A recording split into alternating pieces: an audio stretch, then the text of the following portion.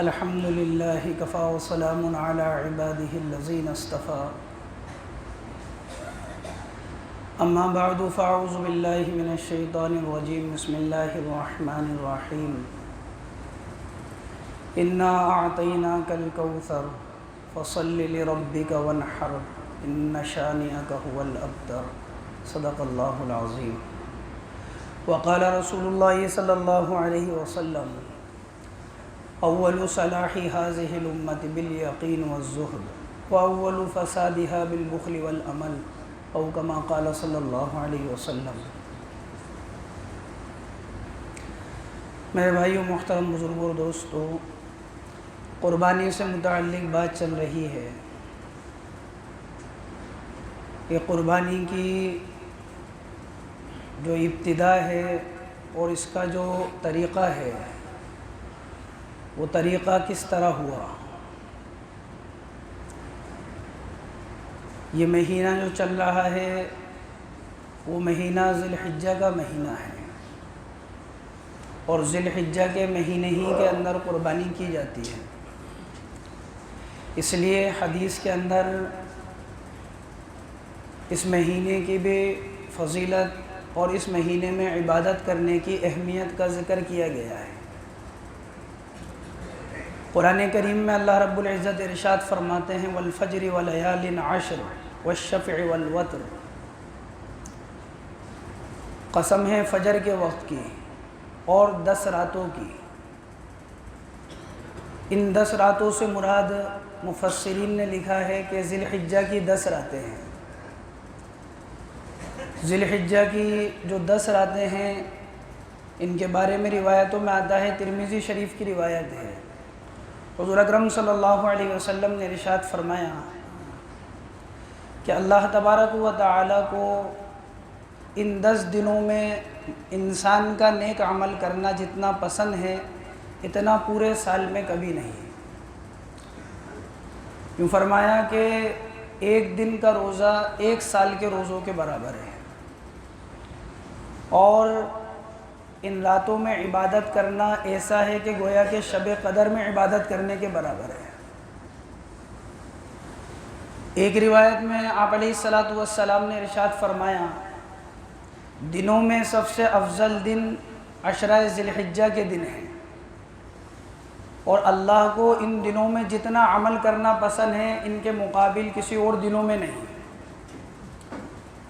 فرمایا کہ ان دنوں کے اندر خوب تکبیر اور تحلیل اور اللہ کی تسبیح اور اللہ کی بڑائی کو بیان کیا کرو۔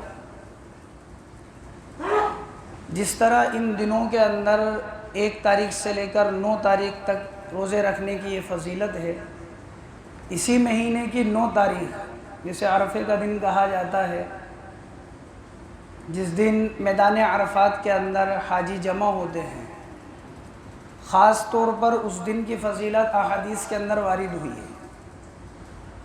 ایک روایت کے اندر آتا ہے کہ آپ علیہ الصلوۃ نے ارشاد فرمایا کہ 9 تاریخ کا روزہ رکھنا یہ پے در پہ 2 سال کے گناہوں کو معاف کر دیتا ہے، ایک آنے والا سال، ایک گزشتہ سال جو گزر چکا ہے۔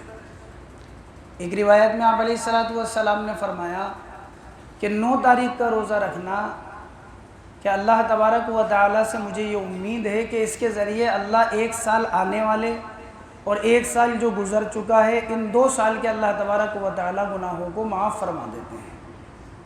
تو جس طرح قربانی کی فضیلت ہے، اس طرح جو یہ ایام چل رہے ہیں ان ایاموں کی بھی فضیلت ہے۔ اسی لیے آپ علیہ السلام نے ارشاد فرمایا جب تم میں سے کوئی شخص قربانی کرنے کا ارادہ رکھتا ہو اور کسی شخص کا ارادہ ہو کہ وہ قربانی کرے اور چاند کی 1 تاریخ ہو جائے، یعنی چاند نظر آ جائے، تو اس کو چاہیے کہ چاند کے دکھنے کے بعد سے لے کر اور جب تک وہ اپنی قربانی نہیں کر لے، جب تک وہ اپنے بال ناخن وغیرہ نہ کاٹے۔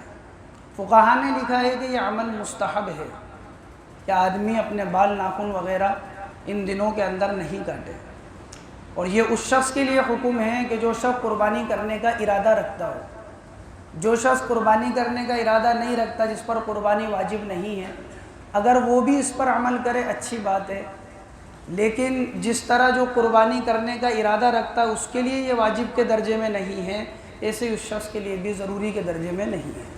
اسی لیے یہ بات بھی لکھی ہے فقہا نے کہ اگر کسی شخص کو ناخن بال وغیرہ کاٹے ہوئے زیادہ دن ہو گئے ہوں اور وہ بہت زیادہ بڑھ گئے ہوں اور وہ بھول گیا ان تاریخ کے آنے سے پہلے چاند کے دکھنے سے پہلے کاٹنا، تو اس کو چاہیے کہ اگر وہ یہ تاریخ چل رہی ہے تب بھی کاٹ لے، کیونکہ شریعت کے اندر صاف ستھرا آدمی کا رہنا یہ مقصود ہے۔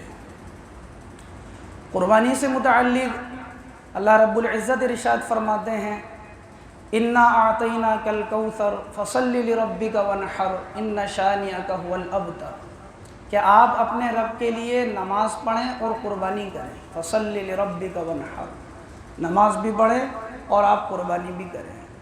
قربانی سے متعلق احادیث کے اندر آتا ہے، حضور اکرم صلی اللہ علیہ وسلم نے ارشاد فرمایا کہ یہ جو قربانی ہے، صحابہ نے پوچھا اللہ کے نبی قربانی کیا چیز ہے؟ آپ نے فرمایا سنت ابیکم ابراہیم علیہ السلام، تمہارے باپ تمہارے والد حضرت ابراہیم علیہ السلام کی یہ سنت ہے۔ تو صحابہ نے اللہ کے نبی علیہ السلام سے پوچھا اللہ کے نبی اس قربانی کے اوپر اللہ تبارک و تعالی ہمیں کیا عطا فرمائیں گے؟ جب ہم قربانی کریں گے اللہ کے لیے تو اللہ کیا دیں گے ہمیں اس قربانی کے اوپر؟ آپ علیہ السلام نے فرمایا جانور کے ہر بال کے بدلے میں اللہ تبارک و تعالی تمہیں ایک نیکی عطا فرمائیں گے۔ صحابہ کے ذہن میں ایک سوال اور آیا، صحابہ نے پوچھا اے اللہ کے نبی اون والا جانور یعنی مینڈا دمبا ان جانوروں پر کیا ملے گا؟ کیونکہ ان جانوروں کے اوپر تو بے شمار ہوتے ہیں بال۔ تو آپ علیہ السلام نے فرمایا ان کے بھی ہر بال کے بدلے میں اللہ تبارک و تعالیٰ تمہیں ایک نیکی عطا فرمائیں گے۔ بعض روایتوں کے اندر آتا ہے آپ علیہ السلام نے ارشاد فرمایا کہ تم قربانی کرو اور خوش دلی کے ساتھ کرو اور ثواب کی امید کے ساتھ کرو، یہ تمہارے لیے جہنم کی آگ سے روک ہے، جہنم کی آگ سے گویا کہ ایک طرح کی ڈھال ہے۔ یہ بعض روایتوں میں آتا ہے فاطمہ رضی اللہ تعالیٰ عنہا سے اللہ کے نبی علیہ السلام نے فرمایا کہ اے فاطمہ اٹھ اور اس جگہ جا جہاں تیرے جانور کی قربانی ہو رہی ہے۔ فرمایا قربانی کے جانور کا خون کا قطرہ زمین پر گرتا ہے اس سے پہلے اللہ تعالیٰ قربانی کرنے والے کی مغفرت فرما دیتے ہیں۔ بعض روایتوں میں اللہ کے نبی علیہ السلام نے فرمایا یہ جو تم قربانی کر رہے ہو اور یہ اللہ تبارک و تعالیٰ کو ان دنوں کے اندر یعنی قربانی کے ایام میں اس سے زیادہ محبوب اور اس سے زیادہ پسندیدہ کوئی عمل نہیں ہے کہ آدمی قربانی کرے۔ فرمایا یہ جو قربانی کا جانور ہے یہ قیامت کے دن اپنے بال اپنے ناخن اپنے کھور اپنے سینگوں کے ساتھ یہ قیامت کے دن آئے گا۔ یعنی کیا مطلب؟ یعنی اللہ اس کا بدلہ دیں گے، اللہ اس کی جزا دیں گے، اللہ اس کے بدلے ثواب عطا فرمائیں گے۔ اور فرمایا کہ جب قربانی کے جانور کا خون کا قطرہ زمین پر گرتا ہے اللہ کے یہاں اس سے پہلے یہ جانور اللہ کے یہاں مقبول ہو جاتا ہے، اللہ کے یہاں قبول ہو جاتا ہے جانور۔ اسی لیے قربانی کے نہ کرنے کے اوپر باوجود اس کے کہ آدمی وسعت والا ہے، باوجود اس کے کہ اس کے اوپر قربانی ضروری ہے، لیکن پھر بھی وہ آدمی قربانی نہیں کر رہا، آپ نے بڑے سخت الفاظوں کے اندر وعید ارشاد فرمائی۔ آپ علیہ السلام نے ارشاد فرمایا کہ جو آدمی اس بات کی استطاعت اور طاقت رکھتا ہو کہ وہ قربانی کر سکتا ہے لیکن اس کے باوجود بھی وہ قربانی نہیں کر رہا، فرمایا اس کو چاہیے کہ وہ ہماری عیدگاہ کے قریب بھی نہیں آئے۔ جو آدمی قربانی کی استطاعت رکھتا ہو اور اس کے باوجود وہ قربانی نہیں کر رہا تو اس آدمی کو چاہیے کہ وہ ہماری عیدگاہ کے قریب تک نہیں آئے۔ اتنی سخت وعید آپ علیہ السلام نے ارشاد فرمائی۔ اس لیے قربانی کرنا، اور قربانی کون آدمی کرے گا، کس شخص کے اوپر قربانی ہے، اس سے متعلق فقہا نے لکھا ہے کہ جو آدمی 52.5 تولہ چاندی کے مال کا مالک ہو، چاہے وہ سونے چاندی کی شکل کے اندر ہو، چاہے وہ تجارتی مال کی شکل کے اندر ہو یا نقد روپے پیسے کی شکل کے اندر ہو، ضرورت سے زائد سامان کی شکل کے اندر ہو، ضرورت سے زائد زمین مکان کی شکل کے اندر ہو، یا سب ملا کر اس شکل کے اندر ہو کہ اس کے پاس اتنی مال کی ملکیت ہے کہ جس کی 52.5 تولہ چاندی آ جاتی ہے، 612 گرام 360 ملی گرام چاندی، اگر اتنے مال کا وہ مالک ہے تو فرمایا ایسے شخص کے اوپر قربانی واجب ہے کہ ایسا آدمی قربانی کرے گا۔ ہاں اگر وہ آدمی مقروض ہے، یعنی قرض دار ہے، تو پھر اس کے اندر یہ دیکھا جائے گا کہ اس کے اوپر قرضہ کتنا ہے اور مال کتنا ہے اس کے پاس۔ اگر اس کا قرضہ اس کے مال سے زائد ہے، یعنی قرضہ اگر ادا کر دیتا ہے تو اتنا نہیں بچتا جتنے کی 52.5 تولہ چاندی آ جائے، تو پھر ایسے پر قربانی نہیں ہے۔ اور اگر اتنا ہے کہ قرض ادا کر بھی دے پھر بھی اتنا بچ جاتا ہے کہ جتنے کی 52.5 تولہ چاندی آ جائے، تو ایسے شخص کے اوپر قربانی ہے۔ مثال کے طور پر ایک آدمی کے اوپر 20,000 کا قرض ہے، لیکن ملکیت اس کے پاس 1,00,000 روپے کی ہے۔ اگر 20,000 روپے وہ قرض کے طور پر ادا بھی کر دے گا تو 80,000 کا پھر بھی مالک ہے، اور ان پیسوں میں 52.5 تولہ چاندی آ جائے گی، تو ایسے آدمی کے اوپر قربانی ضروری ہے۔ ایک آدمی 80,000 کا مقروض ہے، لیکن اس کے پاس 80,000 کا مقروض ہے، 1,00,000 روپے کل مالیت ہے۔ اب 80,000 اگر قرضہ ادا کر دیتا ہے تو باقی اس کے پاس 20,000 روپے بچتے ہیں، تو 20,000 کی 52.5 تولہ چاندی نہیں آ سکتی۔ اگر اس کے پاس اگر صرف یہی ہے ساری ملکیت، فرمایا پھر اس آدمی کے اوپر قربانی نہیں ہے، مثال کے طور پر سمجھانے کے لیے۔ تو اس لیے جو آدمی اتنے مال کا مالک ہے، ایسے آدمی کے اوپر قربانی ضروری ہے۔ جو لوگ مشترکہ خاندان، مشترکہ طور پر کمائی کرتے ہیں، ایک ساتھ رہتے ہیں، جوائنٹ فیملی ہوتی ہے، ان کے لیے قربانی کا مسئلہ یہ ہے کہ مثال کے طور پر 4 بھائی ہیں، چاروں ساتھ کماتے ہیں، ایک ہی دکان ہے، سب ایک ہی دکان پر جا کر بیٹھتے ہیں، ایک ہی کام ہے، اسی سے کماتے ہیں۔ اگر ان کے پاس اتنا مال موجود ہے مشترکہ طور پر کہ اگر اس کو تقسیم کر دیا جائے، سب کو اپنا اپنا حصہ دے دیا جائے، تو ان میں سے ہر ایک نصاب کا مالک بن جائے۔ اگر سب کے سب نصاب کے مالک بن جاتے ہیں، مثال کے طور پر 5 لاکھ کی ملکیت ہے، اب ان کو 4 جگہ تقسیم کیا جاتا ہے تو سب نصاب کے مالک بن جاتے ہیں، تو فرمایا سب کے اوپر قربانی ہے۔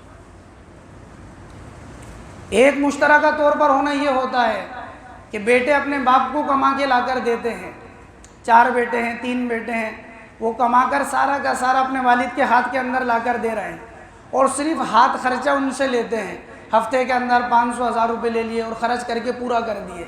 خود کے پاس کوئی ملکیت نہیں ہے، اولاد کے پاس خود کے پاس کوئی جمع نہیں ہے، جو کچھ کمایا وہ سب والد کو دے دیا۔ فرمایا ایسی صورت میں اگر خود کے پاس اولاد کے پاس کوئی ملکیت نہیں ہے تو پھر ان اولادوں پر قربانی نہیں ہے۔ جس کے پاس ملکیت اتنی ہو جاتی ہے جو 52.5 تولہ چاندی کو پہنچ جائے، یعنی والد کے پاس، تو صرف انہی کے اوپر قربانی ہے۔ لیکن اگر ایسا ہے کہ آدھی کمائی تو والد کو دیتے ہیں، 20,000 مہینے کا کماتے ہیں تو 10 تو گھر کے اندر دیتے ہیں، 10 خود کے پاس رکھ لیتے ہیں۔ اب یہ بچت ہوتے ہوتے اتنا ہو گیا کہ جو نصاب کو پہنچ گیا، جو خود کے پاس انہوں نے جمع کیا تو وہ اتنا ہو گیا یہ خود نصاب کو پہنچ گیا۔ فرمایا پھر ان کے اوپر علیحدہ طور پر اگر بالغ ہیں تو ان کے اوپر علیحدہ طور پر قربانی واجب ہے۔ اس لیے قربانی واجب ہے ایسے شخص کے اوپر جو عاقل ہو، بالغ ہو، مسلمان ہو، مقیم ہو، ایسے شخص کے اوپر قربانی واجب ہے، چاہے مرد ہو اور چاہے وہ عورت ہو۔ جس طرح مردوں کے اوپر قربانی واجب ہے، ایسے ہی اگر عورت بھی اتنے سونے چاندی کی یا مال کی اتنی مالک ہے، اس کی 52.5 تولہ چاندی آ جاتی ہے، تو ایسی صورت میں عورت کے اوپر بھی قربانی واجب ہے۔ مقروض آدمی جس کے اوپر قرض ہے، کیا اس کے لیے قربانی کرنا بہتر ہے یا اس کے لیے قرض ادا کرنا بہتر ہے؟ فقہا نے لکھا ہے کہ ایسا آدمی جو مقروض ہے، قرض ہے، اس کے لیے بہتر یہ ہے کہ وہ قربانی سے زیادہ کہ قرض ادا کرے۔ لیکن صاحب نصاب کا مسئلہ جو میں نے پہلے ذکر کیا وہ الگ ہے، یعنی قرضہ تھوڑا ہے پھر بھی اتنا بچ رہا ہے کہ نصاب کو پہنچ جاتا ہے، جب تو واجب ہے اس کے اوپر۔ لیکن ایک آدمی پر قربانی واجب ہی نہیں ہے بلکہ وہ مقروض ہے، لیکن پھر بھی وہ قربانی کرنا چاہ رہا ہے۔ فقہا نے لکھا اگر قربانی کرے گا تو قربانی ہو جائے گی اس کی، لیکن اس کے لیے بہتر یہ تھا کہ وہ قرض ادا کرے۔ قربانی کے ایام جو ہیں وہ 3 دن ہیں۔ قربانی کے ایام 10 ذی الحجہ شہر کے اندر جہاں عید کی نماز ادا کی جاتی ہے، نماز کے بعد سے لے کر 10 ذی الحجہ سے لے کر 11 اور 12 ذی الحجہ تک، 12 ذی الحجہ کے سورج کے غروب ہونے تک یہ 3 ایام قربانی کے دن ہیں۔ ان میں سب سے افضل دن جو ہے قربانی کا وہ پہلا دن ہے، اور پھر اس کے بعد دوسرا دن ہے، اور پھر اس کے بعد تیسرا دن ہے۔ ان دنوں کے اندر 12ویں تاریخ کے سورج کے غروب ہونے تک 10 سے لے کر 10 ذی الحجہ میں نماز ادا کرنے کے بعد سے لے کر کہ 10 سے لے کر 12 کے سورج غروب ہونے تک رات اور دن میں کسی وقت میں بھی قربانی کی جا سکتی ہے۔ لوگ یہ سمجھتے ہیں کہ رات کے وقت میں قربانی نہیں ہو سکتی، بلکہ رات کے وقت میں بھی قربانی کی جا سکتی ہے، بشرطے کہ لائٹ وغیرہ کا، روشنی وغیرہ کا انتظام ہو تو رات کے وقت میں بھی آدمی قربانی کرے، اور دن میں بھی آدمی قربانی، پورے 24 گھنٹے میں آدمی قربانی کر سکتا ہے۔ لوگ یہ سمجھتے ہیں کہ پورے دن میں صرف سورج کے غروب ہونے تک قربانی کر سکتے، سورج کے غروب ہونے کے بعد نہیں کر سکتے۔ یہ تیسرے دن کا مسئلہ ہے، یہ 2 دن کا مسئلہ نہیں ہے۔ 10 کو اور 11 کو پورے دن اور پوری رات قربانی کر سکتا ہے۔ قربانی کے جس طرح دنوں کے اندر افضلیت ہے، پہلے دن، دوسرا دن اور تیسرا دن، اسی طرح قربانی کے جانوروں سے متعلق احادیث کے اندر ہدایت آئی ہے۔ قربانی کے جانوروں سے متعلق، قربانی کے جانوروں کی عمر، قربانی کے جو جانور ہیں وہ متعین ہیں۔ بڑے جانوروں میں اونٹ ہے، گائے، بیل، بھینس وغیرہ ہے، اسی طرح بھیڑ، دمبا وغیرہ ہے، اسی طرح بکرا، بکری وغیرہ ہے۔ یہ سب جانور ہیں، بڑے اور چھوٹے جانور۔ ان کے اندر بڑے جانوروں میں اونٹ کے اندر 5 سال کا ہونا چاہیے، اور اس کے علاوہ بیل، بھینس وغیرہ اور جو اسی طرح جانور ہیں، فرمایا کہ ان کی جو قربانی یعنی گائے وغیرہ، ان کی جو قربانی کا جو مسئلہ، ان کی عمر جو ہونا چاہیے وہ عمر ہونا چاہیے پوری 2 سال۔ بھینس کی جو قربانی ہے اس کے اوپر اجماع ہے، اور اجماع مستقل دلیل ہے، اجماع امت ہے کہ بھینس کی قربانی کی جائز ہے، اور یہ گویا کہ گائے ہی کے حکم کے اندر ہے۔ امام سفیان ثوری رحمۃ اللہ علیہ، امام مالک ابن انس رحمہ اللہ، حسن بصری رحمۃ اللہ علیہ، ان سب کا قول یہی ہے کہ بھینس بھی گائے کے حکم میں ہے۔ چھوٹے جانور کے اندر بھیڑ، دمبا، بکرا، بکری وغیرہ کے اندر 1 سال مکمل ہونا ضروری ہے۔ 1 سال سے کم کا جانور کہ اس کی قربانی نہیں ہے۔ البتہ جو بھیڑ، دمبا، مینڈا وغیرہ ہوتا ہے، اس کے اندر حکم یہ ہے اگر یہ 6 مہینے یا اس سے زائد کا ایسا فربا، ایسا موٹا، ایسا تازہ ہو کہ جو سال بھر والوں کے مشابہ ہو، اگر سال بھر والوں میں اس کو چھوڑ دیا جائے تو گویا کہ یہ بھی سال بھر والے لگے، تو پھر ایسی صورت کے اندر بھیڑ، دمبا، مینڈا وغیرہ اگر 6 مہینے سے زائد اور ایسا موٹا تازہ ہے کہ سال بھر والوں کی طرح لگتا ہے تو پھر اس کی قربانی جائز ہے، 6 مہینے سے زیادہ جو ہے۔ باقی بکرا وغیرہ ان کے اندر مکمل 1 سال کا ہونا ضروری ہے۔ 2 دانت ہونا یہ علامت ہے، 2 دانت ہونا یہ سال بھر ہونے کی علامت ہے، لیکن 2 دانت ہونا شرط نہیں ہے، شرط 1 سال کا ہونا ہے۔ لیکن عام طور پر جانور جو 2 دانت کرتا ہے وہ 1 سال کے بعد ہی کرتا ہے عام طور پر، اس لیے یہ ایک علامت کے طور پر بتایا جاتا ہے۔ جس طرح قربانی کے ایام ہیں، قربانی کے جانور ہیں، اسی طرح قربانی کے جانور ایسا ہونا چاہیے جو عیب دار نہیں ہو، لنگڑا جانور نہیں ہو، ایسا لنگڑا جانور کہ جو 3 ہی پیروں پر چلتا ہے، چوتھا پیر ٹیکتا ہی نہیں ہے۔ اگر ایسا جانور ہے جو چوتھا پیر نہیں ٹیکتا، صرف 3 ہی پیروں پر چل رہا ہے، ایسا لنگڑا جانور ہے، اس کی قربانی درست نہیں ہے۔ ایسا اندھا جانور ہے کہ اس کو آنکھ سے دکھتا نہیں، چاہے ایک آنکھ سے نہیں دکھتا ہو، چاہے دونوں آنکھ سے نہیں دکھتا ہو، ایسے جانور کی قربانی درست نہیں ہے۔ ایسا جانور کہ جس کے دانت اکثر نہیں ہیں، جو چارہ ہی نہیں چر سکتا، ایسے جانور کی قربانی درست نہیں ہے۔ ایسا جانور جس کا سینگ اس طرح ٹوٹا ہوا ہے کہ جڑ سے اکھڑا ہوا ہے اور اس زخم کا اثر دماغ تک پہنچ رہا ہے، فرمایا ایسے جانور کی بھی قربانی درست نہیں ہے۔ ایسا جانور جس کا کان کٹا ہوا ہے اور 1/3 سے زیادہ کٹا ہوا ہے، یعنی ایک کان کے اگر 3 حصے کیے جائیں تو 1 حصے یا اس سے زائد کٹا ہوا ہے، جیسے یہ انگلی ہے، اس کے 3 حصے ہیں، 1 حصہ یا اس سے زائد کٹا ہوا ہے، تو ایسے جانور کی قربانی درست نہیں ہے۔ ایسا جانور جس کی دم 1/3 یا اس سے زیادہ کٹی ہوئی، آدھی کٹی ہوئی ہے یا اس سے بھی زیادہ کٹی ہوئی ہے، ایسے جانور کی قربانی درست نہیں ہے۔ ایسا جانور جس کے کان بالکل ہی نہیں ہے، ایسے جانور کی قربانی درست نہیں ہے۔ اس لیے قربانی کا جانور آدمی ایسا لے جو صحیح سالم ہو۔ اسی سے متعلق انشاءاللہ بات آتی ہے۔